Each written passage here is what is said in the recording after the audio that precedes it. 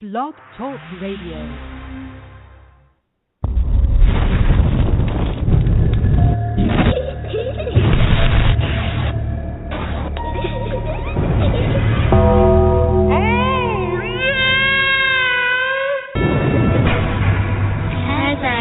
Down to sleep, lay me down. I pray my soul is mine to keep. My soul can never step outside this bed, never into all the evil. Now back from the dead. Are you scared? He's here.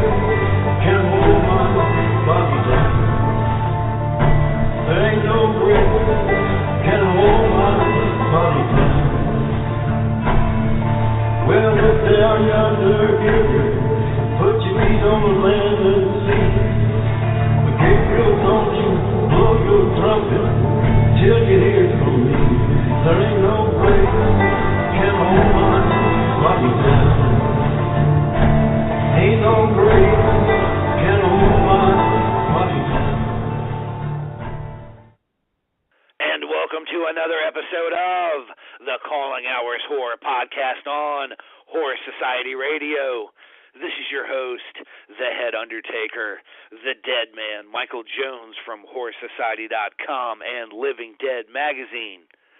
Ladies and gentlemen, we have a really, really fantastic show lined up for the evening. Tonight we are going to have Chris Alexander of Fangoria Magazine. And I do want to say, this, what you're going to hear tonight, this interview was taped a couple months ago.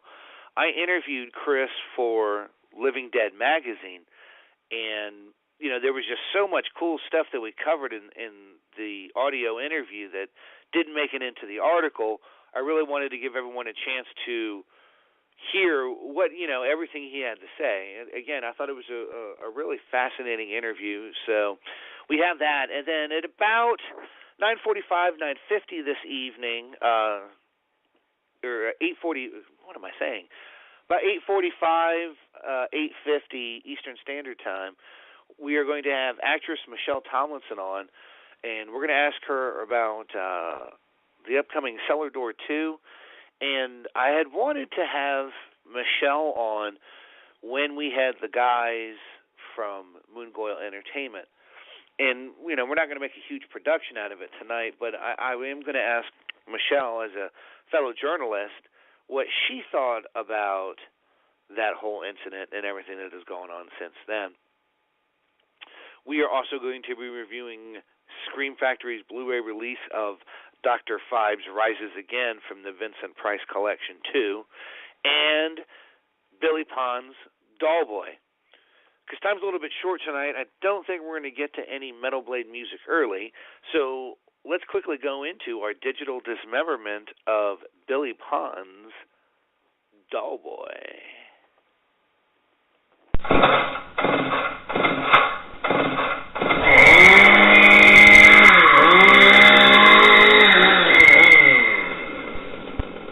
Digital dismemberment. And in our first digital dismemberment DVD review of the evening, we're going to be talking about Bloody Billy Pond's Doll Boy. And this was a short that he had shot before Circus of the Dead. And there is a connection between the two films. For a first-time effort, it was really striking watching this film. There was an atmosphere and just a true grittiness about this that, made your skin crawl. And to give you a little bit of a background, when a brutal daylight massacre leaves them bound and gagged in a remote abandoned warehouse, 8 young West Texans soon realize their minutes are numbered. Dropped deep into dark corridors, these captives quickly find themselves in a game of predator and prey, with a merciless killer brandishing a sledgehammer as his choice of judgment. The dilapidated structure, once the address of an old Tex-Mex flea market, now houses a hell especially ready to deliver these unwilling souls a horrific fate they never dreamed existed. There really was a lot of to take away from this and to really like. One in particular is character detail. Now, with a short, you're probably sitting there saying, "What are you talking about?" But in the short time that the characters are on the screen, or those that survive or don't, Billy finds a way to broaden their emotional range a little bit in each way. It goes a little bit more beyond just the standard, this guy's the asshole, well, we're supposed to hate him, and this is the good girl, so we should feel this way. No, it's kind of spread out more. There are some shocking moments. Those of you that have a particular aversion to seeing things happen to children, and I don't necessarily mean gory things, but a child being involved in a project, this is probably not for you, but it's, like I said, it's still a very catching film. A lot of people will walk away with the element of, this is kind of a Texas Chainsaw Massacre ripoff, and I don't necessarily agree. Dollboy's background seems to be a little bit more mysterious than even Bubba's or Thomas Sawyer or whatever you want to call Leatherface. There are still questions to be answered. I also find it interesting, again, there is a connection to Circus of the Dead with Dollboy, and what the connection may be between Papa Corn and what Dollboy is and how Dollboy became the way that he was. I thought the effective use of the location, using an old, like indoor flea market style mall and basically making it a madhouse of, a maze madhouse, it was all pretty uniquely done. The disjointedness of some of the camera work and the lighting, in particular in the room where Dollboy is running the film projector, again, really add a whole nother element to the whole thing. This is a fairly aggressive film. Dollboy does not play around. There is some gore in this film, so for those of you that are looking for high gore content, this is definitely something you want to look at. And it segues well into Chris Alexander's interview coming up in a moment.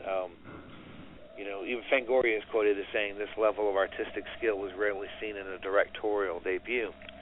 And I would agree with that statement. Again, it's, anyone who wants to get into the film industry, you got to realize very rarely do you walk in and it all falls together. I think in Billy's sense, you would almost feel that all the luck's in his back pocket. Like I said, the character is highly effective. I would love to see expanded more. I love that it was continued on in with Circus of the Dead. I would love to see more of a feature length and really turn this character loose and show us what can happen. So I know Billy was nice enough to send me a promo copy so that I could review it. You could always head to bloodybill.com, check on the availability of getting your copy of Dollboy, and keep an eye out for the upcoming Circus of the Dead as well. All very much worth picking up, especially from our good friend Bloody Billy Pond down there in Texas. Well, again, we have just so much information going on. The interview you were about to hear with Chris Alexander from Fangoria Magazine, like I said, was for an interview I did with him in Living Dead Magazine. And, I can't lie to you, as a kid growing up, my first issue of Fangoria was issue number 34. Had a piece on the last Friday the 13th, Part 4. I'll never forget that. And over the years, the magazine has grown, basically grown to become the standard of journalism for the genre. And this interview took place a little while after the Leanna Spider Baby incident happened. So, I talked to Chris about how he became involved with Fangoria, what he does, because he's not just the editor at Fangoria. I mean, he's also a producer, a writer, a director, musician. There's a lot of things about Chris Alexander that I didn't even know going into the interview. So he tells us about all of that. He tells us where Fangoria is going and things like that. So we're just going to go ahead and jump right into that. And when we come back from that, we will be talking with actress Michelle Tomlinson. So here it is, ladies and gentlemen, Chris Alexander of Fangoria Magazine. Since taking over as editor-in-chief from Tony Timpone, you have pushed Fangoria Magazine and the genre to even further heights by bringing back Gore Zone Magazine. What do you feel you have brought to Fangoria and Gore Zone as a writer and editor that you took from your time as a writer from Rue Morgue and the Dark Side? I think first and foremost, I was, as most people of my age group who love horror were. I was always a huge fan of Fangoria. I mean, that was my gateway drug into the genre. It was the outlet that legitimized my love of the genre. I didn't feel alone when I found Fangoria. And it showed me the wizard behind the curtain. It was my adventure. It was my, I say it was my religion. That's a little heavy-handed, but I was never a church-going lad. So I found my heroes and my myths in horror, and I got to quote-unquote meet them in the pages of Fangoria. And when I discovered Gore Zone, I was introduced to the writing of Chaz Ballin, which literally changed everything for me. It put everything into sharp focus in the sense that I firmly believe that words are nothing but notes, and if the best writers are actually musicians, and it's how they put the notes in a certain rhythm to communicate what they're trying to say, and how they're trying to say it. And I think Chaz Ballin was not only just a great writer and a great scholar of horror, but also a kind of a jazz musician, And so I discovered that with Chaz, and I'll say, I won't say I really 100% ripped him off, because my style of writing and my outlook on the genre is definitely singular and it's my own, but certainly he was my strongest influence on what I do. So taking over Fangoria, which was a serendipitous thing, was very strange how that occurred, but when it did happen, my time at Rue Morgue was spent honing that voice that I was, that Ballin-esque voice in my column, The Schizoid Cinephile, and on Rue Morgue Radio, and in all my writing with that magazine over 6 years, was spent kind of developing a public personality where readers knew who I was, what I liked, and how I articulated myself, for better or for worse. So by the time I got I got the keys to the kingdom to take over Fango, that voice was in place, and now I had a wide canvas to apply my sensibilities and my beliefs in art and film and music in this magazine that, again, I wouldn't be here if it wasn't for that mag. And, of course, Gore Zone being the even more relevant periodical for me, one of the first things I wanted to do immediately when the opportunity presented itself was to bring that magazine back and make it even better. I mean, I remember Gore Zone being a great mag as a kid, but it was never quite as gory as you remember it, because it was a newsstand magazine. Right. And it also, Ballin was amazing. Tim Lucas was amazing with his Video Watchdog column. Those were definitive things for me that I looked forward to, and that, again, put everything into sharp focus for me. But the rest of the stuff was just, Fango stuff. I mean, really, there wasn't a lot different in that magazine. So I think the point of the new Gore Zone that I'm putting out there is a wall-to-wall Ballin-esque carnival, with all kinds of unpredictable material, extreme violence, a sense of humor, and really gonzo stuff that you won't find in the regular Read Fango. I would agree. How would you say that the internet and social media have impacted how the genre is covered? It's huge, and I think one of the things with Fango is that where it was at the time, God bless Tony, he kept that magazine alive as far as giving it a voice and being a personality, a frontman for that thing. But I think the times had changed so radically that Fango really hadn't, and I think the whole point of what Fango was really excelled at back in the 80s and 90s was that it was the leading edge in the sense that it had all the scoops. And so if you wanted your news, you waited for that issue to hit the stands and you got it. But now, obviously, when something's news, it's all over the Internet in 5 minutes and it's forgotten the next day. So big, hot news scoops really shouldn't be the driving focus of Fangoria anymore. So knowing that was one of the first things I changed, is that it doesn't have to be necessarily 100% timely. It has to be exciting and interesting and just good storytelling that may be timeless, that could be read anytime, any place. You know, I'm not a huge fan of set visits because they're instantly dated by the time we put them to print. You don't know what a movie is until it's cut and edited and absorbed by the masses. So, you know, I still do set visits, but I try to present them in a different way, and that's what Fangoria was all about. So, yes, most of the stuff that Fangoria used to excel at, with the being the leading source of horror news, we now filter that onto our website, and the rest of the craziness and the bizarre storytelling and a lot of retro stuff, looking back at the genre with fresh eyes. That's what the print version does, because the Internet obviously has completely altered that landscape, and not only on that level, but financially as well. So the average horror fan, why is he going to go out there and spend $10 on a magazine when he can get all his news and commentary for free online? And that makes total sense. So the other thing that Fango has to be, and Gorezone has to be, and all the other magazines we put out have to be, is collectible.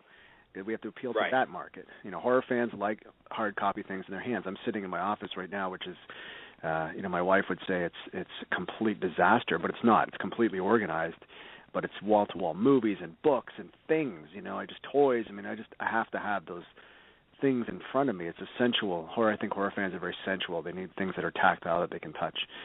So that's why the print edition is still alive. And that's the kind of people we are. We like things that we can hold in our hands, and it means something. You know, we can pass on. And in the Internet, everything's very disposable. No matter how good it is, it's disposable and easily absorbed and forgotten. I agree. Outside of all your writing work with Fangoria and Gorezone, the website and everything, you're also a successful book writer. 2009 saw you publish Chris Alexander's blood-spattered book through Midnight Marquee, which covered a wide spectrum of genre film favorites and interviews with some iconic names. And this year, we should see your upcoming book, The Twilight Zone Legacy. Uh-huh. With covering so much genre fare for the magazine and the website, how do you find time to juggle all of your responsibilities while writing a book? And do you find it easier to write a book as opposed to a monthly publication? Well, luckily I don't write the entire magazine. Certainly most of the cover stories are me, and you know, I'm the editor, so I get final cut of what goes in there. And even when I don't 100% write every article, certainly between myself and Mike Gingold, my managing editor, who's been there for 15 years, we certainly tweak things. So our words are definitely in there from stem to stern. There's no doubt about it. But as far as timing goes, I don't know. I've always been a multi-hyphenate in the sense that, again, I think that I don't do this for the money. Well, I do it for the money in the sense that this is my job now, but I certainly don't make a lot of money doing it.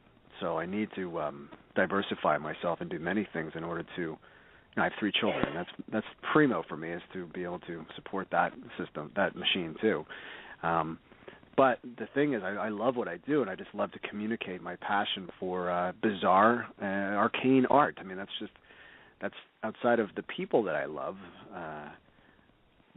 Crazy cinema is my driving force, and it always has been since I was 3 years old. Bizarre pop culture, and it's been my window to the world, this genre.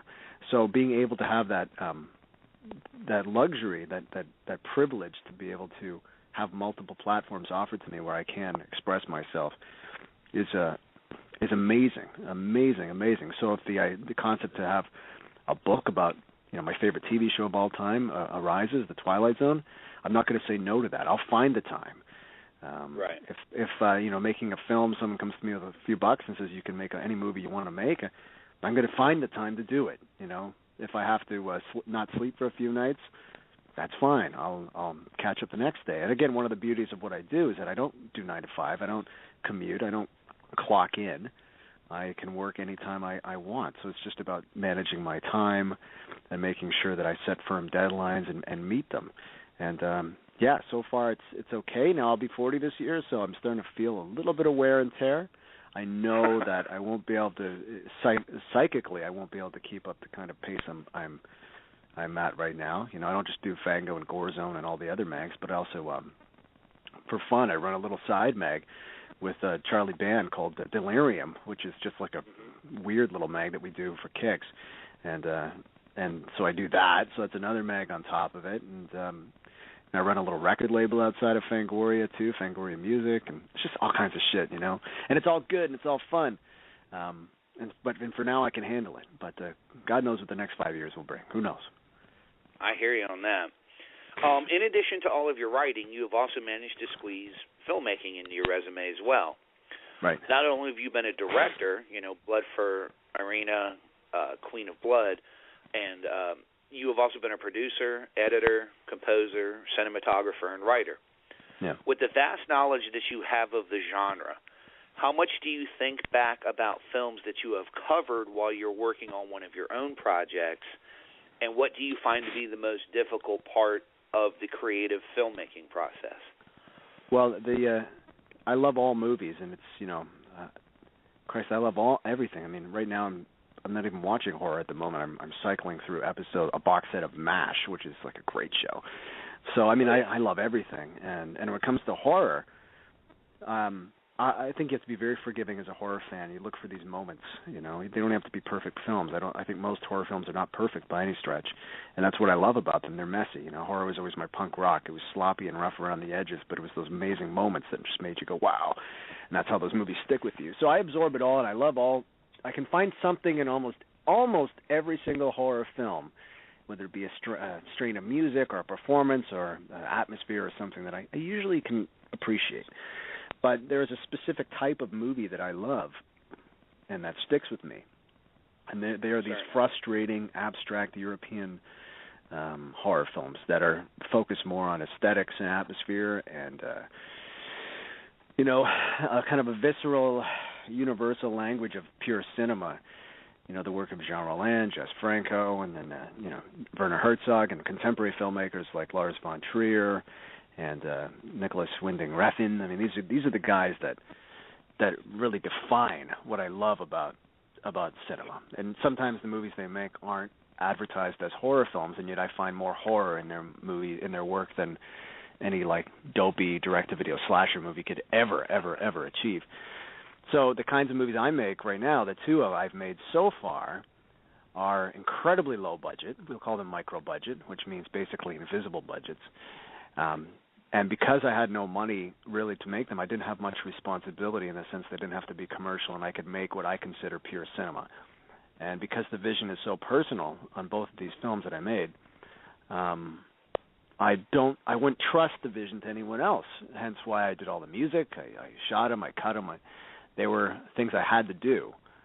You know, we didn't have to meet a deadline to get them theatrical. They didn't have to test with an audience. They didn't have to sell Happy Meals. You know, these are just small, personal, dream state tone poems that, you know, I felt like I had to get out there. In many ways, I call them, in reference to my countryman David Cronenberg, I call them my shivers and my rabbit, in the sense that it's kind of my film school right here with these two little movies back to back, and how I did them, figuring out my own kind of language of making movies.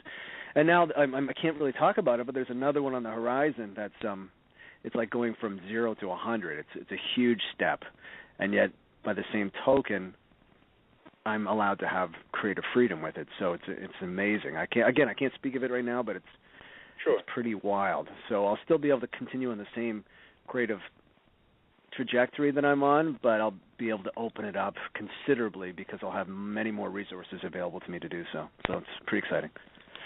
Nice. Now, you had mentioned earlier you were a radio personality on the John Oakley Show on 6:40 a.m. in Toronto, and, of course, on Rue Morgue Radio. Yeah. With podcasts being a popular format these days, are there ever any plans for Fangoria to bring back Dee Snider and Debbie Rochon to host a new show? Yeah. What can you tell us about that? Go ahead. Yeah, I don't know. See, when that show was on Sirius and when it went Snake Eyes, when it went dead, that was just before I came on board. So I don't know the exact, and I don't think it was a money issue because, to my knowledge, there really was Sirius was footing the bill. It wasn't about that. But whatever the reasons, that show was pulled from the air, and I think the ratings were okay, and I really don't know why it was gone, why it left. But I do know that in the interim, Debbie's gotten considerably busier. Dee has gone off to do whatever Dee does. He also has his own radio show, right? I think he still does a syndicated one. So if Fangoria Radio comes back in any way, shape, or form, and we've obviously been discussing the podcast ad nauseum, I'd love to do it personally, but again, that's a commitment, and I just don't. Yeah, really, trust me, as someone who runs one, Horse Society is not as big a site as Fangoria, but yeah, running a weekly podcast is a shit ton of work. Well, especially if you're doing all the posts yourself and doing all that stuff, and it's basically you're running a magazine, a weekly magazine, but it's an audio magazine. That's what you're doing, right? So yeah, it's crazy. It is. So that, and you know that you don't want to do it half-assed. So if we can't do it, if we don't have the team built to actually do it properly, it's not worth doing, I don't think, So there is talk about that, and who knows? We're bringing back Starlog online. There's all kinds of things happening, so that's kind of on the back burner. But if we do bring it back, it will not be the same entity, sadly, that it was on Sirius Radio with Fango Radio with Debbie and with Dee. Okay. Well, two other ones that I had questions about. What can you tell us about Dread Time Stories, which was hosted by Malcolm McDowell, and will we see Fangovision 3D come back? That's cool. Dread Time Stories was produced by Falcon Pictures, which are the same guys that did the Twilight Zone radio dramas. Those are really cool. This was a third party that came to us and said, "Look, we want to put this together. We want you to produce it." And they asked me to do the music. So every month, that was a bitch. It was amazing. I think they're really good shows, right? Really good. But every month, I would get this new drama sent to me with no music, and it was up to me to design, not to supply a few cues, but to design a whole 1 hour audio landscape for it, Right. And that was amazing because it gave me the discipline where I had to keep creating music. So I had a reason to do it, but by the same token, I was, man. That was too much. It was too much. It was like a complete score every month I had to crank out, right, on top of everything else. Now that went under because the company just decided they weren't making the money for it. So all those ones that we did produce, and I'm not sure how many there were, maybe 24 of them or something like that, or maybe 12. I don't know. It was something like that. So they're still online at Fangoria.com. You can still get them. Yeah. And they're also, I think, on Amazon. You can order the box set of them on CD. Oh. And they're really cool. I'm really proud of those episodes. I think Malcolm did a hell of a job hosting it, and they're really professional and often very, very creepy shows. And some of the music on there, certainly, I'm quite proud of too. So, but we're not bringing that back. Fango 3D was cool. It was a fun little gimmick. I'm a big 3D junkie. It was a bit again daunting to put together, in the sense that we had to anaglyph all these photos because they weren't 3D photos. So we had to do all that, and then there was the logistics of printing 3D glasses and inserting them inside the magazine. So there was more plates that you had to spin for that. And to tell you the truth, as much as I loved it, and you got some great responses of fans sending photos in with their glasses on and whatever, I don't know how well it hit to justify doing it again. I think if maybe there's a really cool, what I might do, maybe just instead of regular Beat Fango, maybe somewhere down the pike do a one-shot Fangovision 3D magazine. It's just one issue where we chart the entire history of horror in 3D. So we cover them all, like from A to Z, and then we just load it full of pictures and put some glasses in there. That's what I might do, and just do a smaller run of them that would speak exclusively to the collector that might want to pick something like that up. I think that's pretty sweet. All right, I have two more questions. Yeah. The genre has certainly changed over the years, with fans finally getting to see the uncut versions of old classics on Blu-ray, and directors being given more freedom to release their films the way that they want. Yeah. Self-distribution and VOD has made the product available to almost anyone that wants it. Mm-hmm. Do you think we will ever see the day of an NC-17 rated film, and I mean NC-17 as in not a sexual NC-17, or an unrated film make it to theaters? And do you think that the collector's market, DVD, Blu-ray, VHS, etc., is collapsing due to VOD and illegal downloading? Well, the second part I'll answer first. Yes, of course. I mean, you know, I work on the side with Charlie Band, who's one of the most notorious rogues in cinema. Really. I mean, either you love Charlie, you don't love Charlie, but it doesn't matter. If you know Charlie, you tend to like him because this guy is, I think John Carpenter told us recently that after nuclear war there'll be Charlie Band left to cockroaches. That's it. The guy's a survivor. You know, he's born into this industry. His father was Albert Band, who made I Bury the Living, and I mean, and all the spaghetti westerns. So this guy eats, sleeps, and breathes cinema. And there was a time in the 70s and the 80s, especially the 80s and early 90s with Full Moon, that this guy was king. And he was making money hand over fist producing, you know, the guy's made over what, 200, 300, 400 movies or something like that? Like crazy amount of, and making money like crazy because he knew the market.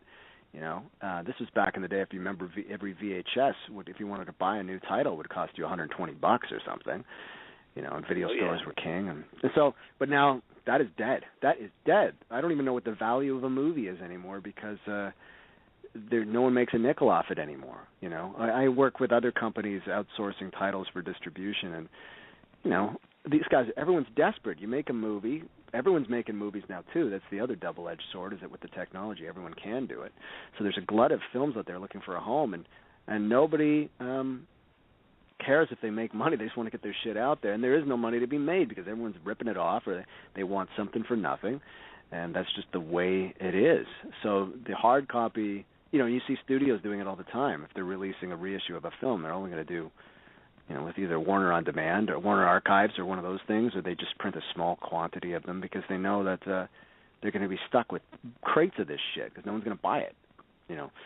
So it's VOD, illegal downloading, YouTube. All these things are great for the consumer because you're just amused to death. You're just saturated with entertainment. It's fantastic. But for the guys producing this stuff, man, it's done.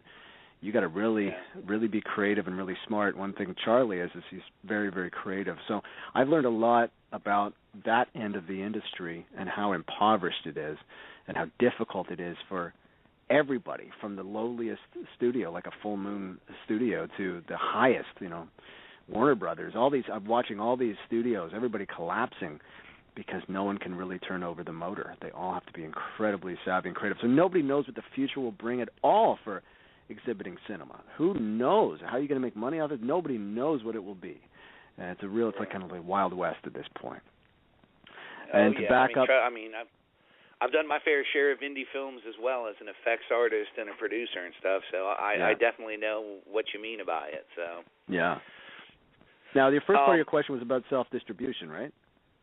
No. What I asked you was, do you think we'll ever see the day of an NC-17 or an unrated horror film make it to the theaters? Oh, well, I don't know. To me, it's like times are changing so radically. It depends on what you're looking for. I mean, Dawn of the Dead, when it was released in '79, was, you know, in Canada anyways, you had to drive over to Detroit to see it, you know, because we wouldn't get we didn't get any screens over here, never at all. Right. You got it unrated over there, but it didn't even apply over here. But the stuff in Dawn of the Dead that was so shut, you know, not a sexual movie at all, but maybe Galen Ross's tit is all you see for a brief moment, but the violence in that, as you know, was a landmark, relentless. Right. Today, it's quaint. Well, I was thinking the closest we've gotten recently, I would say, would have been High Tension. Yeah, maybe High Tension, but you know, in Canada we got a cut version of that too, so it's very strange. But I'm just saying the level of gore that you would see in Dawn of the Dead is now on primetime television. The Walking Dead. I mean, The Walking Dead is to me is just as hideous as anything you'd seen Dawn, and yet 12-year-old kids, even younger, 8-year-old kids are watching that and like lapping it up. So the standards have radically changed of what you could see. I mean, there's so many R-rated movies out there. I mean, how many Friday the 13th Paramount? What did they do to that series? They eviscerated it until it was like a barely a PG at near the end of the cycle, or the part 6, 7 around that area. But today, I mean, the violence is okay. You get as gory as you want to go. You can still get your R rating. It's when you start combining maybe different taboo subjects in with there. I mean, that's when it gets a little complicated. But So the things that when I was younger, that were the hardest of the core, are now PG-13R. I mean, that's just the way it is, right? So it depends. I mean, it's just what your standard as a viewer is. You know, whether you call it NC-17 or whatever you want to call it. There's still a lot of, the average R-rated horror movie is still going to be pretty fucking gross. And if it's not, you're going to get it gross enough, maybe you'll shave a second here, a second there, and you know that very soon you'll be getting that extra second back anyways on video. So, I don't know what the MPAA is all about. I don't know who's running the show over there, and I don't know what their standards are, because everything fluctuates and changes, and it doesn't even make any fucking sense, and it never ever did make any fucking sense. So, Agreed. Again, who knows what the future will bring. Okay, last question. Fangoria, Gorezone, and the website continue to be the standard bearers for the genre. Digging graves and taking names since 1979. What do you feel has been the most important article or topic that Fangoria has ever run, and what do you think Fangoria's enduring legacy will be? That's that first part. I don't even know how to answer that. I don't even know what to say, because again, horror is so subjective. So what we may think is the most important thing we've ever run, if it doesn't register with the reader, and I guess it's not as important as we thought. And then everybody who loves horror loves many different horror, so full of so many appendages. Everybody loves different things, and so everyone has their different idea of what the most important thing Fango has ever run is, and I think that's the beauty of a magazine like this, is that it is a pure reflection of the genre and the wide appeal of it. For me personally, it was discovering Jess Franco with Tim Lucas's extensive articles in Fango and Gorezone, and the exhaustive cataloging of them and kind of deciphering the mysteries of them and treating these movies that were forgotten by time and released unceremoniously to VHS just as product, as art films, and it was because of Lucas's work that we value Jess Franco today, really, I think, at all, as the kind of auteur that he was, and Franco being such a huge influence on me. That never would have happened if it wasn't for Lucas's work. That was brave and bold, because the average Franco movie is not very good. You have to really appreciate them. They're not. I mean, you have to appreciate them. You have to appreciate the body of work and see the obsessions and all the elements that make their ways into all his movies. You have to appreciate the man and the sensibility. Yeah. And if it wasn't for Lucas taking that seriously, I don't think you wouldn't. I think he'd be just dismissed and forgotten by time as a hack. You would never have known. And it was brave of the magazine to give Lucas that space to treat somebody that was thought of with such either complete indifference or reviled as a serious artist. I mean, that was a really brave move. Now, outside of that, throughout the 90s, when horror was Satanic Panic and all that hullabaloo, Fango was the dangerous opponent to all that shit, and I think that period was definitely a vital period for them. So I think, and again, you can also go through the different periods of horror since the early 80s. Fango's always kind of rallied against censorship and against being conforming and against the zeitgeist. So as pop culture changes, Fango changes, and so there's different important periods and different important articles. I can't not whittle it down to one. There's no way. Yeah. What's the second part? What our enduring legacy? What do you think the magazine's enduring legacy will be? Well, I think at this stage we are the longest-running uninterrupted entertainment magazine, full stop, not just horror. I think longest-running uninterrupted for 35 years. So on a Guinness Book of Records level, there's a little something there. But outside of that, Fangoria did what it did for me, what it's done for everybody who's discovered it, in the sense that it's in that demographic, it changed their lives. And now, obviously, there's a lot of chefs in the kitchen, a lot of them. There's a lot of magazines out there, a lot of really good magazines that are, changing the recipe, perfecting the recipe. But at its heart, Fangoria is now back where it was back in the early 80s. That's the way I see it. This scrappy, experimental, New York-based. Even though I run it out of Toronto, it's still New York-based. It's still a New York magazine. Toronto's very similar to New York, so there's kind of I guess the same kind of scrappy sensibility there. It's just still this kind of like, uncouth, rough around the edges, nasty little magazine that will pop you in the face. I mean, there's just the way it is. That's what Fango is. People think Fango's corporate. They think that it's not. It's run by it's like a mom and pop thing. It's run by a bunch of people who suffer for it and want to make sure that it stays alive. And I think no matter what, that's what Fango will always mean and will always be. A really nasty little reflection of a nasty little genre that inexplicably people seem to love. Love it. Chris, thank you so much. Wasn't there a question about like Spider Baby in there or something too? Yeah, you can ask me. Go for it. That's an important question if you want to do it. Well, I wanted to ask you, pertaining to the Leanna Spider Baby situation, were you surprised on Facebook and everything about how volatile some fans got about it? Yeah. Does Fangoria and Gore Zone still accept writings from independent writers? That is it's good to comment on that because a lot of misconceptions about that entire period, and that period was probably in my almost 5-year tenure the darkest, in the sense that it broke my heart because the first thing I did when I came on board Fango, and this is my personality type, is that when I have good fortune, I like to see that. When I was a kid, I was like on the outside looking in. I wanted to be Chaz Ballin. I couldn't even imagine in a million years that I would have ever had a byline in Fangoria, let alone be the editor. It was these people that were involved in making movies and magazines were like from another planet to me, and I would have sacrificed much just to be part of that. So one of the joys of being able to, be the wizard behind the curtain in some respects was to facilitate dreams. So I was always immediately on the lookout for passionate people that love this stuff, that burn for this stuff, and that would come to you dripping for the opportunity to prove their passion for this stuff. My door was always open.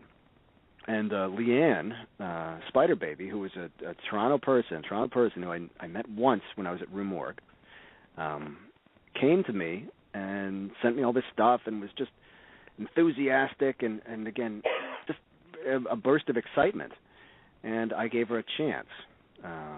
Sure. I think she was printed up to 8 times in the magazine, and she took that byline, and she took the fact that she was associated with Fangoria, and she ran with it.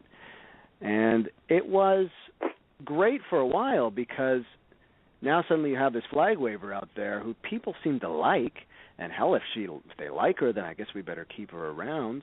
And right. This was someone that you took a chance on and you kind of believed in. And eventually it started to get a little bit bizarre, when she started chumming around with Tarantino and it started getting weird.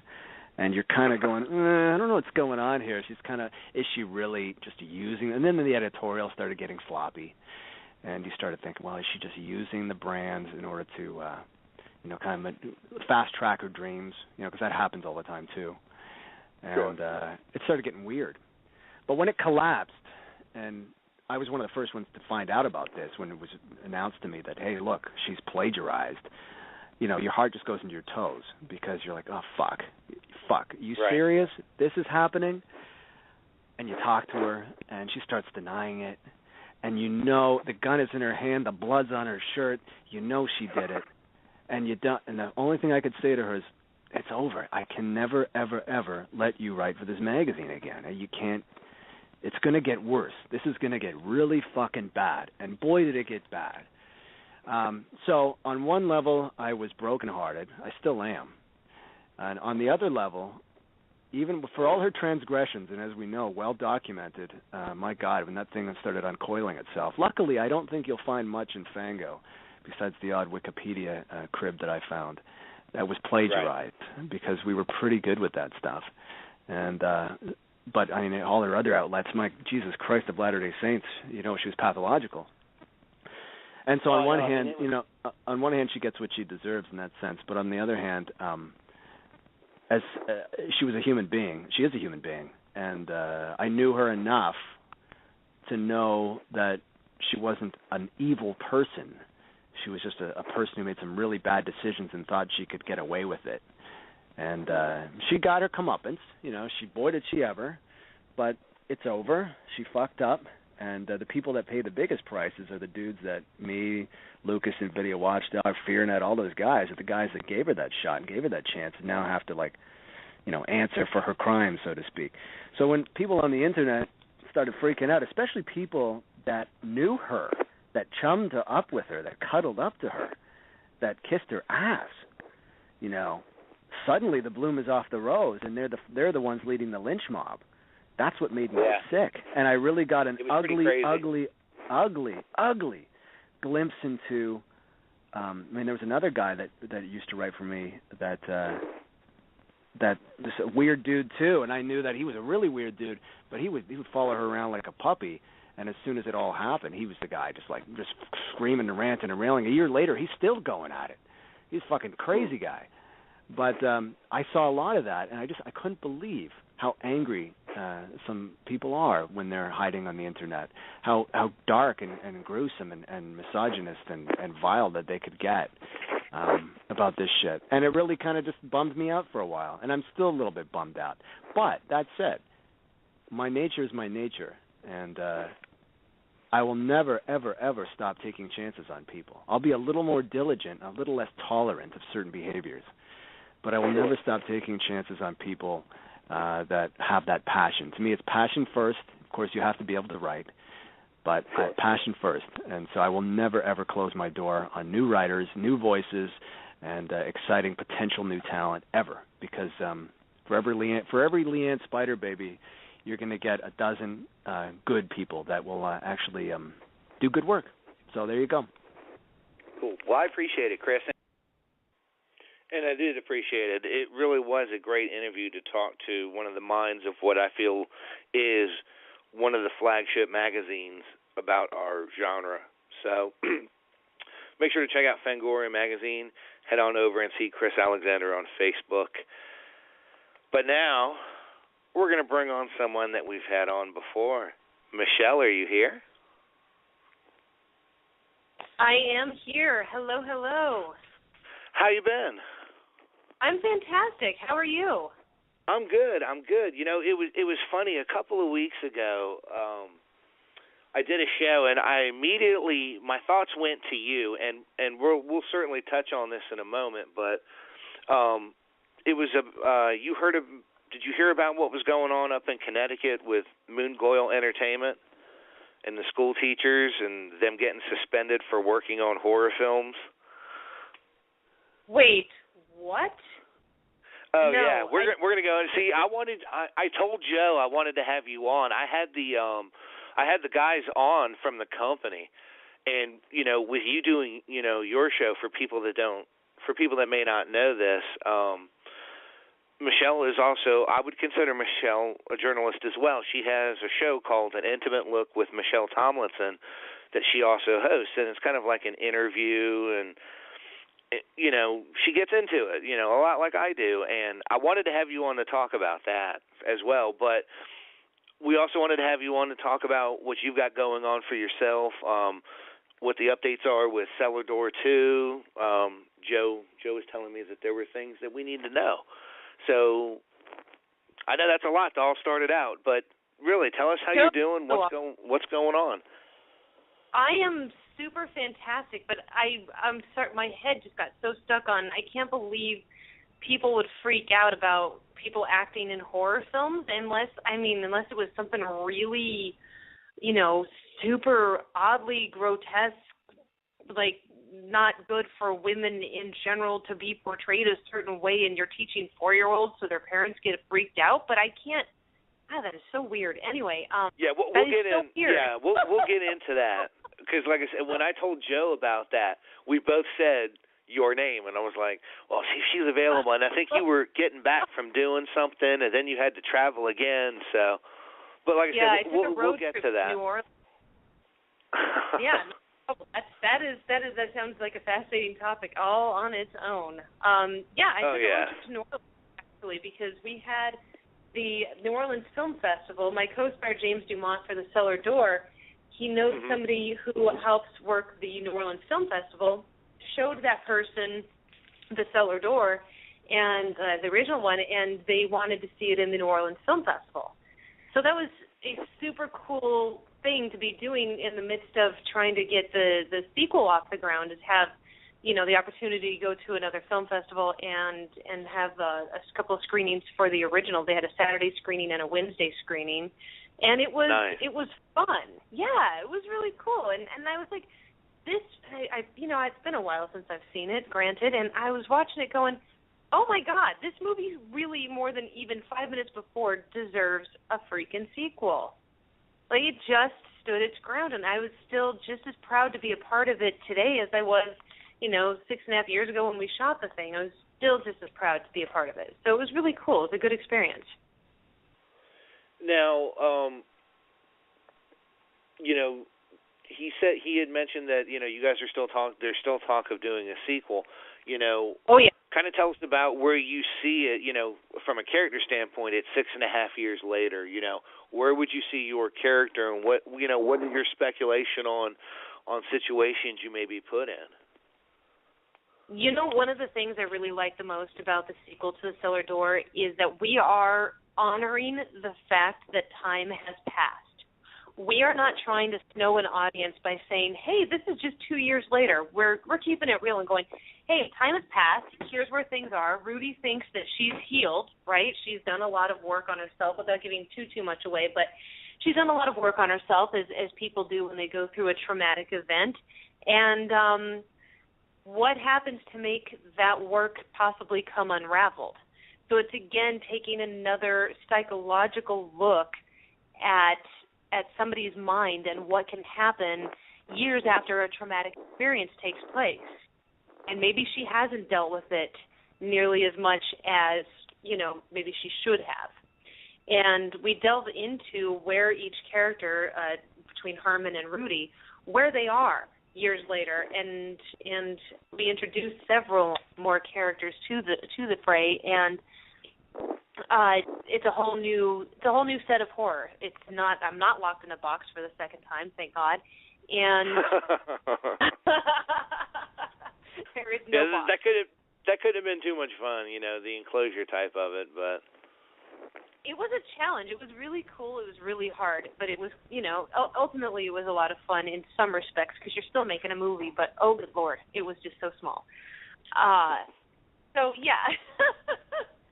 So yeah, there is some cat and mouse in the second one, and it is about your wits winning, and it is about, you know, who's going to triumph and how do you reach back into the darkest parts of your mind after trauma in order to kick some ass all over again in a different way, or do you kick some ass? Right. No, I mean, I'll be certainly looking forward to it. I know Joe was kind enough to have sent me the first film. And, you know, I remember when I interviewed you the first time, we talked about how much I enjoyed the film and how well I thought it was done. Now, Thank you. another film no problem at all. Now, I remember the last time I talked to you, I think you were still filming, or you were getting ready to go and do work for Axe to Grind, because that's now listed as completed. Is there any news you can give us on that? Because there are a couple people you're working with on that one. Like I've been, you know, Debbie Rochon, Rachel Robbins, yeah. Kelsey Zukowski. You know, can you kind of tell us where the status is on that film right now? As far as I know, that film is making the festival rounds right now. Okay. Right now. Working with Debbie Rochon was awesome. She is such a real deal actor. You know, there's actors you work with that you're like, oh, that was fantastic, and she is one of the stronger female actors I've worked with in a really long time. She really is solid. And the film itself is making festival rounds, and hopefully, I think they just started submitting recently, so hopefully we'll start seeing some festival sightings. Yeah, I haven't seen anything on it yet, at least not here in North Carolina, so. Well, keep your fingers crossed. Oh, I am, certainly. Now, again, the movies I'm bringing up, I remember, like I said, some of these weren't out yet, or you hadn't done any filming on. The Divine Order, has that already been released as well? What's going on with that one? That's funny you mentioned that. I just ran into Patrick O'Bell at Shriekfest, at the Shriekfest opening night party a few weeks ago, and that is in the latter parts of post-production, is what I was told. So that's good. Yeah. So it's close. It's close. So it's close. And then are you still in pre-production on No Service, or has there been an update for that as well? Pre-production on No Service. Yep. Still where it was. So that's cool. Yeah. Yeah, not like I had mentioned earlier. I don't want anyone to get the impression that all you do is horror films either. Like I had mentioned, Michelle has her own show, and kind of talk about the show. By the way, An Intimate Look with Michelle Tomlinson. Kind of talk about how you prepare when you have someone like a Mel Novak on, for example. Because I remember when I had him on my show, it was great interviewing him and just the scope of his knowledge and what he covered. Is he not one of the easiest people on the planet to interview? I mean, seriously. Yeah, I mean, you don't really have to ask Mel a lot of questions. He kind of knows when you ask a question, he knows how to take it down avenues so that, you can hit on different points. It's amazing. He is such a fantastic human. When I was going to have him on my show, I scoured his website because I understood that what he's done, obviously, and then what he's doing now as far as being a minister on Skid Row and in prisons. And I actually have a uncle who is a minister in prisons. That is his gig. That's what he does as a job.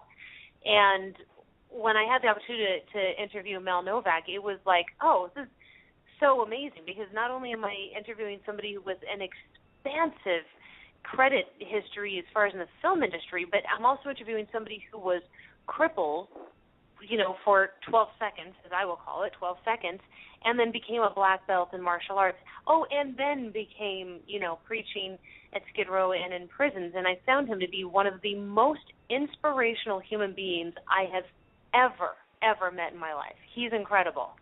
I couldn't say enough kind things about Mel Novak, truly. Oh, no, I agree. And I guess, because I'm leading up to talking about this thing that happened in Connecticut. And, the perspective that I tried to bring to it, I told all the parties involved that, this isn't going to be a butcher shop. We're not going to be cussing each other out over the air. Anyone who comes on, we're going to talk about it. We're going to talk about it like adults. But to kind of give you the background, and I will certainly send you the links to all of these articles because I'm not trying to be misquoted or being misleading. A guy named Matthew Kaufman wrote an article 3rd of October entitled "Two Educators Behind Violence and Nudity in Slasher Flicks." And it's about a company called Moongoil Entertainment. They're in Connecticut. And kind of how it broke down was one of the guys is a high school principal. The other one is a guidance counselor. And so we're talking about, are they two males? Two males, right? Yes, two males. Okay. And they were kind of like executive producers. One of the guys, the guidance counselor, had founded the company. He has since gone blind, and his name is on the product as an homage to him for starting the company. And they use pseudonyms, but, the superintendent and everyone said that, no school property was used, no students were used, nothing like this. And the writer just felt like he needed to put the story out there so parents knew what was going on, and it became a big thing. These two were suspended for a while. The accusations that Moongoil was, it was not pornographic, but a sexually charged site. And kind of where the whole thing boiled down to is yes, they used pseudonyms. They did not involve their students. To you as a journalist, and I know you haven't read all of this, but, what is your initial thought on that? What someone does in their off time, away from their professional job, should that make a difference if they're an educator or if they're anything else? what sucks is when I hear something like this, my first thought is more questions. So, with the films that they produced, were they, and you said they were sexually charged, could they be considered pornographic in nature? Like how? No, absolutely not. In fact, I would laugh at the accusation that they are sexually charged films. The funny thing is, to me, these films actually have less violence. I don't believe there's in any of the films that I've seen by them, I never saw any full-out nudity, much less sex scenes, maybe a kissing scene, but that was it. Oh, okay. But that's on television, so, whatever to that. Exactly. Was there any, how they have the art, the abduction, rape, torture, was it heavy in abduction, rape, and torture? No. Okay, so I'm going to repeat how I own two of the movies. I own two of the movies in question. In fact, I own the movie that they're in trouble for having their names on. And it's not abduction, rape, and torture, and there's no explicit, insane nudity where some poor woman is completely naked for 12 minutes of the film. No, none of that. Okay. And then these dudes have created a pseudonym for themselves saying, hey, we did this on our off time. There's nobody under the age of 18, let alone their students, as part of their producing prowess of we want to be horror filmmakers, correct? Right, and as a matter of fact, they weren't even doing that. I mean, this was something that they were a part of years ago, and this has only now just come up. Oh, what? Define years ago. How long ago was this? I will look up the name of the film right now. And then, what exactly is the relationship that the little attention-needing whistleblower? What is his relationship with the other people? How does he know them? How does he know the filmmakers? Yeah. How does he know the? Is that what you're asking? Okay. The movie in question is called The Demon of Castleberry, and that's listed as a 2011. So here we are in 2014. So which we're talking 3 years. Shot it in 2009. They shot it in 2009 or 2010. So what had happened was I read this gentleman's article, and I sent you the link on Facebook. I wrote an article, and the links to his articles are in mine, so that it's all right there for you to read. Okay. It's when I wrote the article, and then I called the Hartford Courant and left a message for him. And I'll be the first one to admit, journalist to journalist, he called me back, and we talked about it, and he explained his side, and he didn't want me to tape it. I offered for him to come onto the show. He didn't think it was a good idea, and I was fine with that. And I asked my questions, and I felt like he was truthful to me anytime I asked him anything. And when I asked him why he wrote the article, he said that a call had come in.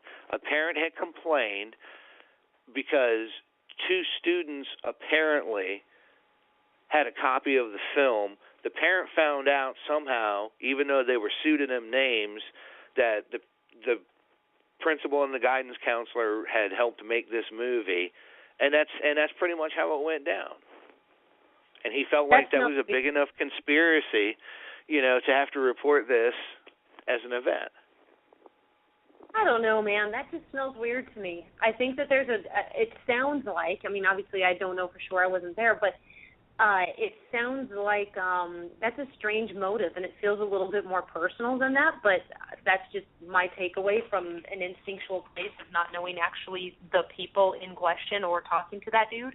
It feels very personal, and it feels vendetta-ish to me. Quite frankly, I think that we should...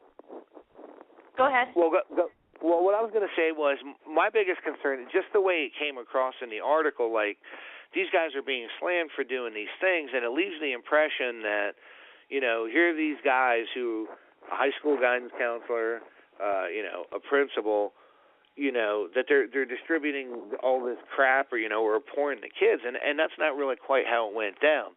Now, you had mentioned the sex charge thing. That was not my line. That's actually a line that the reporter uses. if I went to Moon Goyle Entertainment, would I say that there were women who were scantily clad? Yes. Were there women who were nude pictures? I don't remember a single nude picture even being on the site. You know what I mean?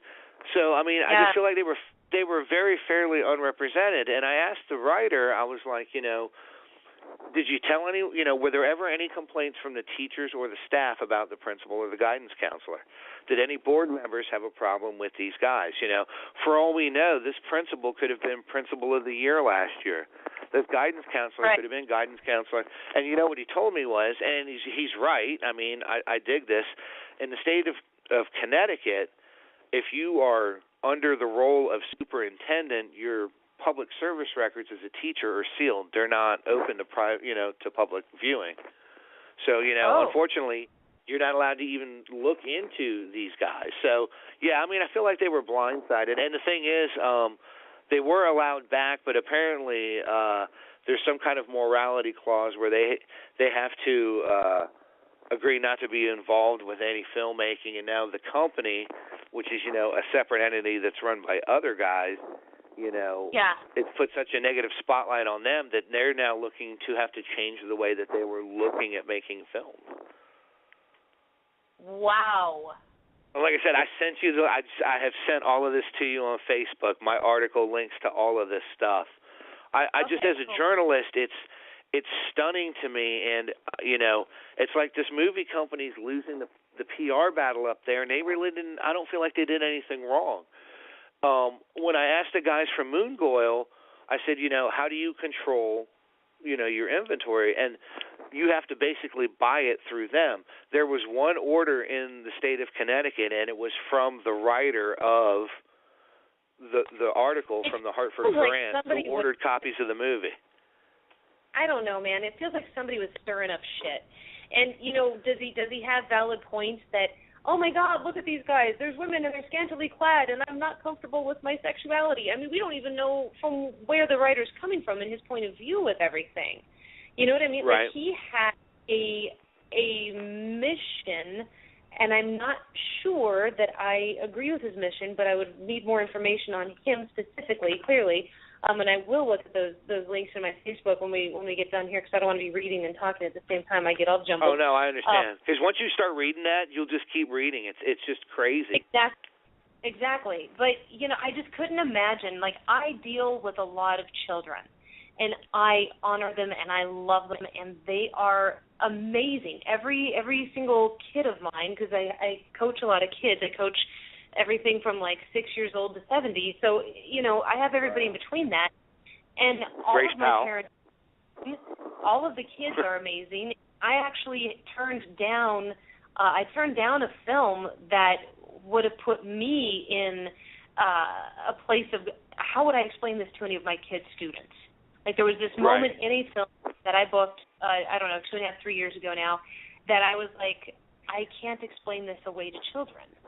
So I don't think I should do it. And that was my line in the sand that showed up, my morality clause that showed up and went, no, Michelle, the rest of the character is awesome and the script is great, but how do I explain this? There were two, and then there was another film last year that I had the same exact moment of like, how do I explain to my kids that I'm doing a film where kids are getting butchered? Like, that is crazy. For me to be dealing with kids and have that, and to be in a film that children are getting butchered. So I had to say no to that as well. With that being said, all of my people know that I am in horror films. All of my people, because I'm in the entertainment industry and I deal with actors, all of them are smart enough to know that if I am in a horror film, it is just acting. All of them, I've had a couple of my students actually be the ones who participated in the Cellar Door 2 Indiegogo link. You know, but I've been open about it, and I think it feels like maybe people are more pissed off that this principal and counselor dude weren't open about it. People always feel more pissed off about something once they've been lied to, or they feel like they've been hoodwinked somehow. That brings out a pretty special anger that all of us have. And maybe that's more the case versus the fact that they were doing horror films. It was like, you were doing pseudonyms. That means you must have been doing horrible pornographic nature stuff. but they were doing pseudonyms because they probably didn't want to have the drama that this became. Right. And they to me, whatever. It shows a certain level of professionalism that they had the forthright to separate the two. And, and that's where I really wanted to ask you about all of this was, as a journalist, and like you said, you work with kids. I have a 13-year-old daughter, so, I view violence towards children, even though I do effects, I view them a certain way as well. Where does that line come from, though? Should someone be able to say that just because you make horror films, you're not qualified to be a guidance counselor? You're not qualified to be a principal just because you do this? For you as a journalist, how do you feel about that topic? I feel that as long as you're not crossing serious moral boundaries, and by moral boundaries is kind of what I just outlined and what you just said about, violence with kids and certain adult situations that are so disgusting that you just can't go there. Those are, to me, as a human, as an actor, as a journalist, as a producer, that there are moral boundaries that you just have to draw as a human being. And they have a responsibility to keep those boundaries intact. And from what you've said and how I'm understanding everything, they did keep those moral boundaries intact. So what the hell is the big deal? They're out there creating, and they're making art, and I don't mean abduction, rape, torture. I mean art filmmaking as an art, as something that they're passionately doing. They're out there doing it. You may have students who go, I've always wanted to be a filmmaker, but here in blah, blah, Connecticut, we don't have any programs at our school. Oh, my God, this teacher or this person, this counselor just opened my eyes to the possibility that we can do films anywhere. How do you know and that I was lucky. Firing people? They weren't fired. They were suspended, and they were, there was an article the other day from the Hartford Courant where the one was reinstated. The principal was. The guidance counselor is still thinking about it. But I guess that is traumatizing. It's, do you ever have? You're at a higher level when it comes to your media exposure and the films that you're in. So for you, does it really worry you sometimes when you work on a project? Do you ever think that, man, I can't take this? But, have you ever turned down something you thought you might have really been good at because you were afraid of what the public response would be? I never turned down something based on a public response. I've only turned down things that didn't taste good for me and my moral compass. Okay. I can't control a public response because anytime you make something, I don't care if it's a painting, a necklace, a movie, a play, it doesn't matter. If you make something and you put it out there and you have 12 people or 12,000 people see this something, you're going to have people who love it and you're going to have people who hate it. That's part of being any type of artist who has any type of public image whatsoever, be it 12 people or 12,000. When you put stuff out, you can't worry about the public shaming you, because if you're going to worry about that, if that is a conscious part of your decision-making, then you need to go, ooh, I'm worried about what the public's going to say, so that means I'm actually worried about where this is for me and my moral compass. Right. You see what I'm saying? Oh, I do. I've never turned anything down based on what I thought other people would think of me. It was truly the two films that I have turned down 1,000% of what I thought of me. And how can I explain this to children? Can I explain this to children? Can I feel good about this film? Can I walk away from this going, wow, I just made a badass product? No, I can't. I've read the script. There's parts of it that are amazing, and there are parts of it that are not amazing. And the not amazing doesn't feed my creative spirit. It doesn't feed me, and I can't explain it, so forget it. Right. Well, like I said, go ahead. It's a hard pill to swallow. As artists, we want to please people. We want, we want to work. We want things to look cool. We want to be cool. We want our work to shine and all that other stuff, but you just can't get hung up on what other people are going to say about it. Oh, I mean that's true. Sometimes you have to pick and choose your battles. And for the most part, I stay out of political things like that. But that article burned me so bad. It's it hits home. It's not everyone that works on a horror film is, a monster. And what I did, I think you'll enjoy this. I'll send you the link to this. So, like the first half of the show, we talk about the incident, and then, 9 o'clock hits. We got half an hour left. So I said, let me do this the right way. And I basically restarted the show, and I was like, I introduced each one of them, and I'm like, tell us what you do for Moon Goyle Entertainment. And they explained it, and I said, all right, now pause. Moon Goyle Entertainment does not exist. Tell us who you are and what you do for a living. And I made them the human beings that I feel like the article didn't make them. These are guys that have everyday jobs too. They go to work and work a 9-to-5 job. It's not just because we work in film, we're not millionaires. I'm not. I mean, God, I don't know about anyone else. So I mean, people get this misconception that that we're rolling high dollar ballers, and that's not the way that it is. We still do regular stuff too, and that's what I wanted people to see. These are everyday people like you and me, and that's why I want you to take a look at it too, because I feel like if you feel like there's something there, I want you to go for it because you have a voice higher than mine. But to me, it's crazy stuff. And some of the most amazing people, and I mean the most amazing people I have ever met in the film industry as a general film industry-ness, I've been in the horror field. I mean, look at Kevin Tenney. He's a iconic horror film director, and he is one of my very dear friends. But, oh my goodness, he has directed some fantastic horror. Couldn't be further from a freaking monster or whatever the hell people think horror people are. It couldn't be further from that. One of the most amazing, compassionate, giving, kind, smart, brilliant, wonderful human beings. So it's an insane thing to look at the horror genre and be like, oh, that's just filled with monsters. No, honey, that's just what we write about. Right. You're just the one freaked out about the monster under your bed still. It's all good. Right.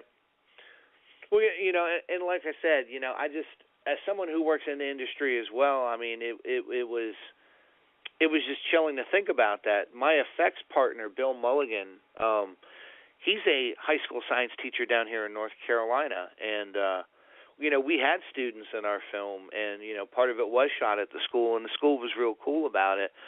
And it's just amazing to me when you go from one section of the U.S. to another how much that view changes. Because for Forever Dead, for everything that it's not, it was a pretty bloody film. But you guys were honest. You and your partner, Bill, you guys were honest and said, hey, school, I would like to use some of our students and I would like to use some of the school grounds and shoot this film. And school said, oh, hell yeah, dude, let's do this. Right. I'm telling you, I think 99% of the reason people got so pissed about this is that they weren't honest. And I'm not saying that's right, wrong, or indifferent. I don't really even have an opinion. I just know that I get pissed when I'm lied to, so I can only assume everybody else does too. People feel hoodwinked.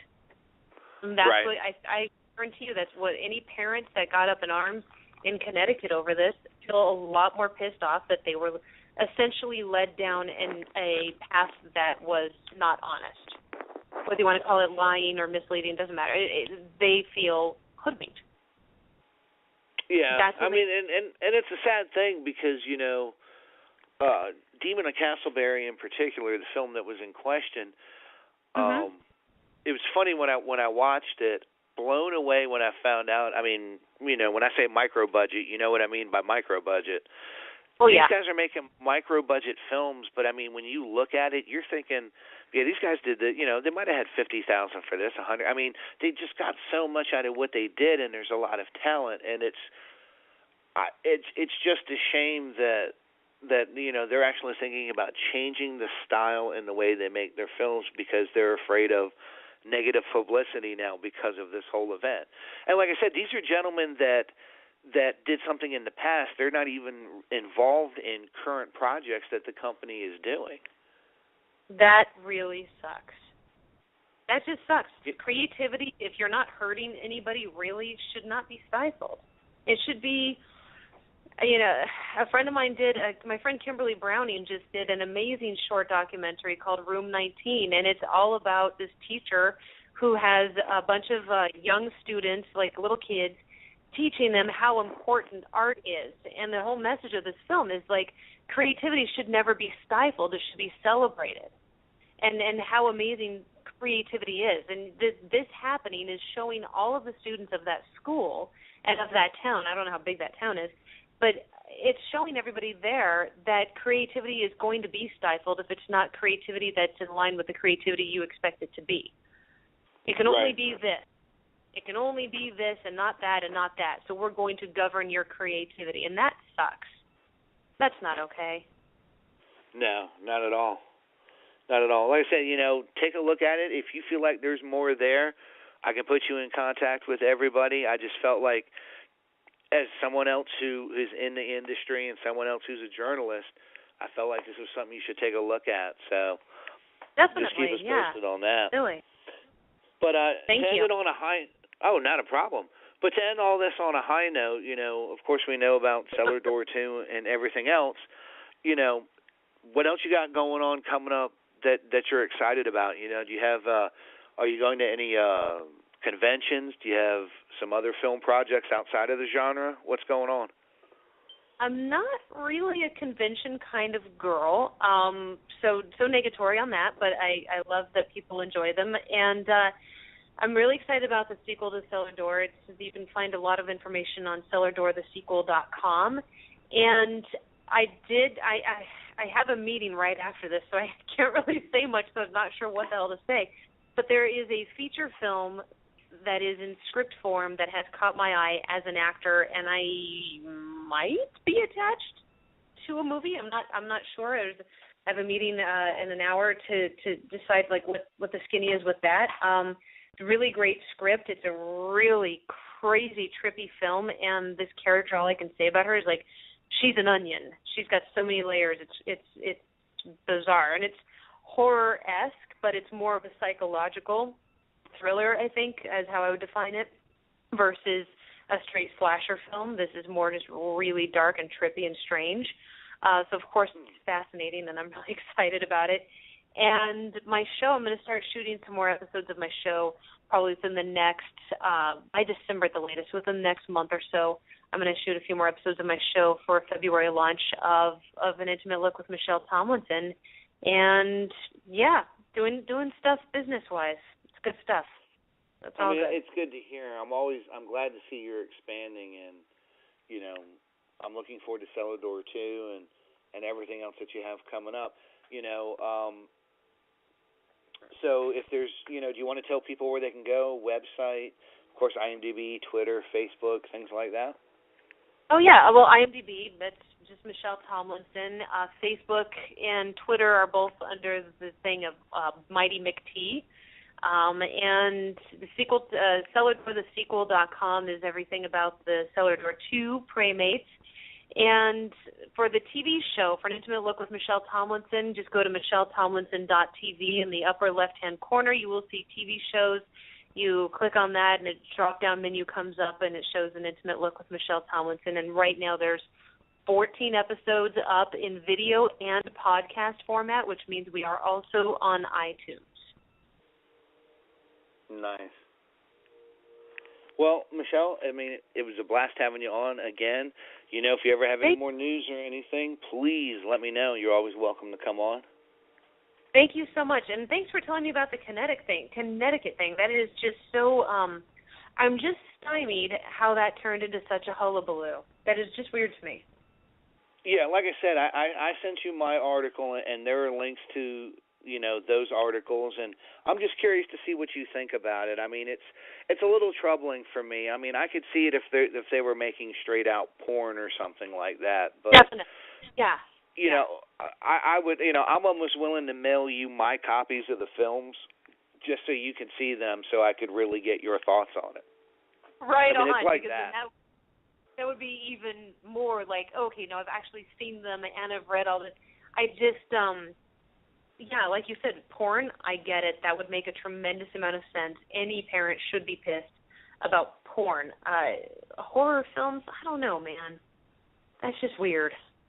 Yeah, I mean, you and I have worked in enough stuff to know if I can sit there and look you in the face and go, there's, other than language and maybe drug use, the occasional flash of blood, I would have a hard time rating any of this R-rated. That's not that it's bad. It's just you don't have the heaps of nudity. You don't have all this gore flying all over the page. You don't have naked women running around.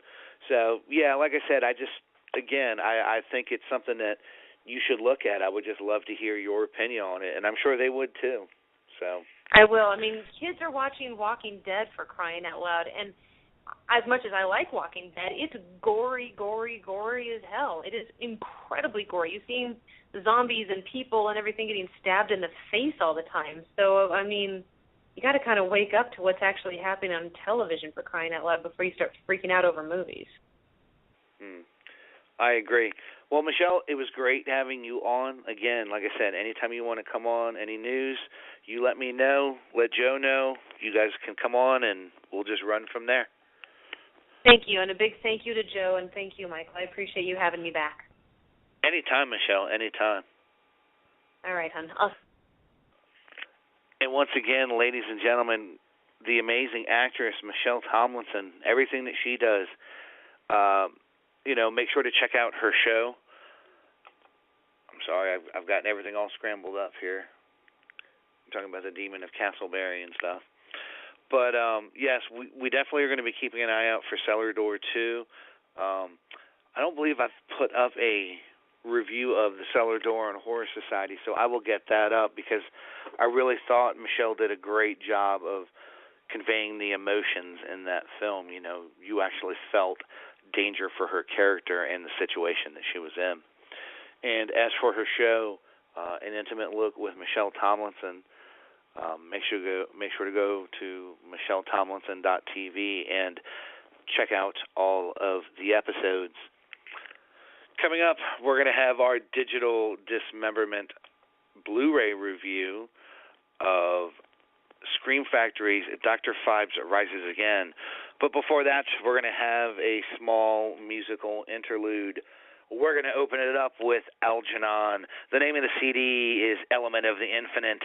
The song is Gravimetric Time Dilation.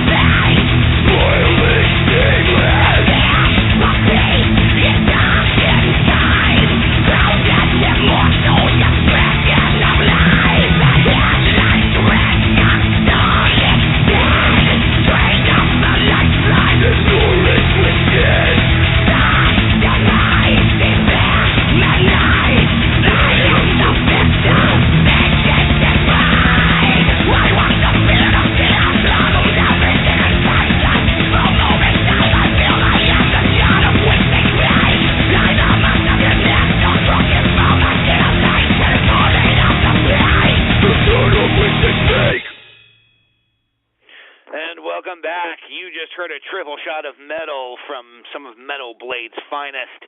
We opened up that set with Algernon from the CD Elements of the Infinite. The name of the song was Gravimetric Time Dilation. After that, we had some brand new Job for a Cowboy. The CD was Sun Eater. The song was Buried Monuments. And for my Lilith who is out there listening, we closed that set up with The Black Dahlia Murder off of the CD Ever Black. The song is In Hell Is Where She Waits for Me. It's been a great night tonight. It was really fun listening to that Chris Alexander interview. It was also nice to have Michelle Tomlinson on. So I think we should just go ahead and go into our second digital dismemberment.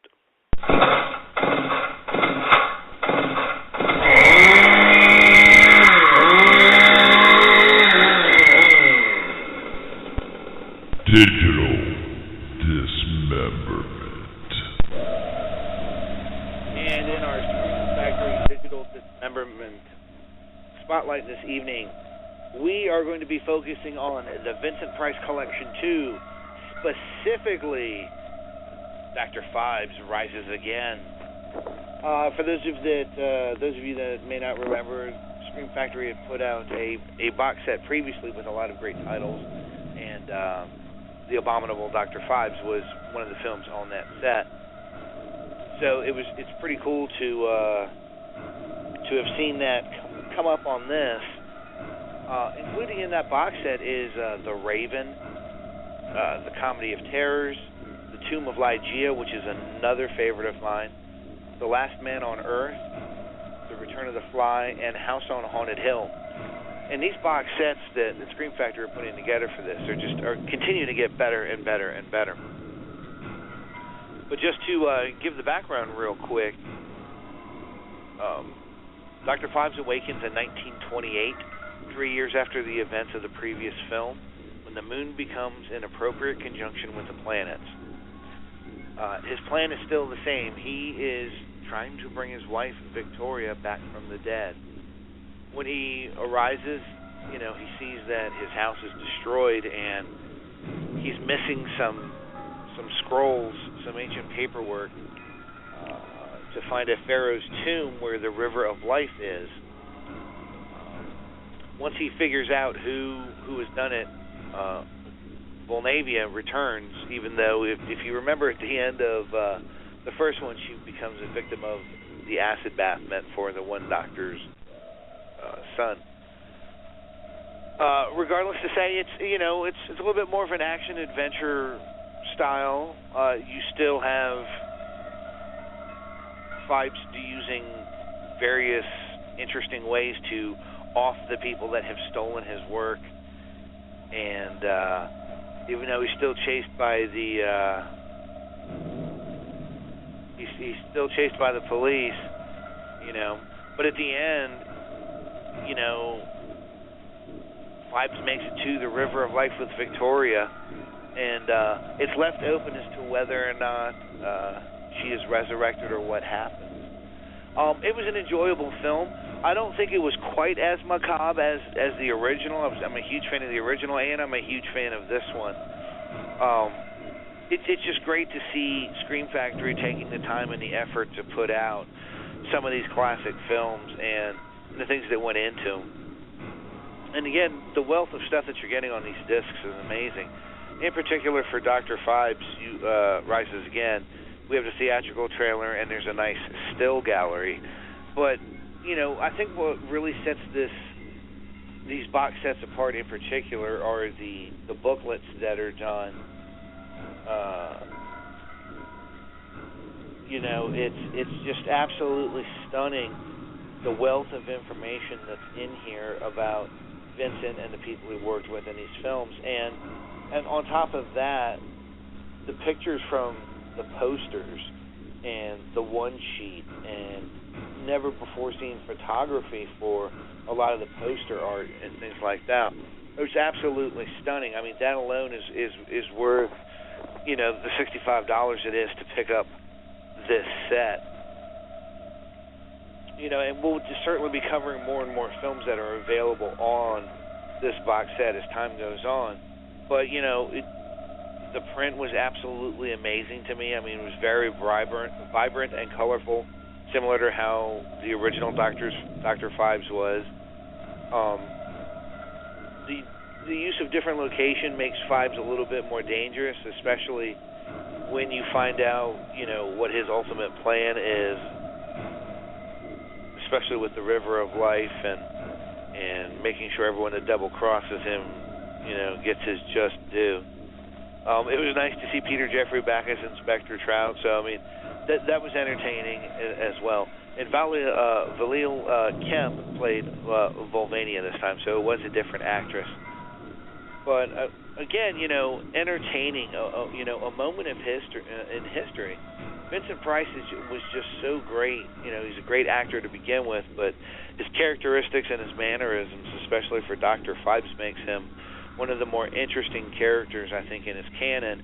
And it's interesting to keep an eye out because, of course, you always hear rumbles about remakes. And I know there had been rumblings for a while of a Dr. Phibes remake or retelling. So it would be interesting to see if that happened, how it would go. And those are pretty big shoes to fill. The films, unfortunately, are not available in singleton format. If you want these, you have to buy the box set. Now, I've only watched 1 out of the 6 so far. Scream Factory has kept me pretty busy this month, actually. But, I mean, just based on what's there that I haven't even watched yet, yes, you run out and you get this set for everything that's on here. I mean, even if Dr. Phibes is not your cup of tea, we're still talking about The Raven, The Comedy of Terrors, The Tomb of Lygia, The Last Man on Earth, The Return of the Fly, and House on Haunted Hill. So there's a wealth of incredible film work to check out right there.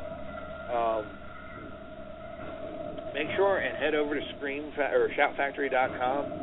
Order this, go through Amazon. Your big box retailer may have it. I know I actually saw it in the store out here in North Carolina. I was a little surprised. So that was nice to see. But certainly going out, I mean, this box set's a 10 out of 10. I mean, I haven't even reviewed all of it. But I think once I get done with it, you would agree. Again, the wealth of information, in particular the booklet, just really set this set apart, much like the original Vincent Price collection did. So, run out today, get this. This would be a good Christmas present for Vincent Price fans or horror movie fans in general. Well, I want to say thank you. I think it was an amazing show. Thank you to Bloody Billy Pond for sending that copy of Doll Boy for us to review. I really hope a lot more people start watching that and checking that out. The guy's got talent, and it's someone that everyone should be watching. Thank you to Tom Chen and Lauren Bloom of Scream Factory for sending me the Vincent Price collection 2 for review. There will certainly be more titles from that coming up in review in the coming weeks.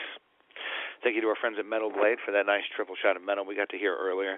And thank you in particular for Chris Alexander, who, again, that was for a real good interview we did with Living Dead Magazine. And there was just so much that he expounded upon that didn't make it in. I felt like it should get all out there. So, I mean, I really appreciate Chris sitting down and being candid with me and doing that interview a little while back.